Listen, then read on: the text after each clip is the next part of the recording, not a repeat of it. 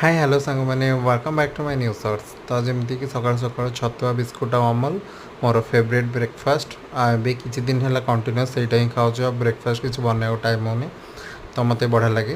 तो मुझे खाई नेली लंच प्रिपरेशन स्टार्ट करदेली। सोयाबीन चिली गोटे बनवार नॉर्मल बेसी माने किसी छणा छुणी ना जस्ट सोयाबीन को भाजी देती सेमती आ पखाड़ कलरा भजा कि चिली सोयाबीन आ बैगण चकटा यहाँ मोर लंच मत बढ़िया लगे पखाड़ भात। तापर ये बाहरी पड़े ऑफिस को ये देखो अभिषेक आसाला सी जमी रिएक्शन दूसरी। तापर ये ऑफिस पहुँच जाइए गोटे सर्ट ब्रेक थी जोटा कि इवनिंग ब्रेक से आलू कषा पकुड़ी यहाँ नहीं खायापी आमती देखी मोर डिनर पे सोयाबीन चिली आउ रुटी आनी आउ गोटे सांग पूरी तार आलू तरकारी आउ गोटे सांग तार कैंटीन कोबी मसला आलू तरकारी भात डाली यहाँ ही आनी खावाई आम समस्ते मिसिकी खाई नेलु। बस एमती ही मो दिन कटिगला। बाय।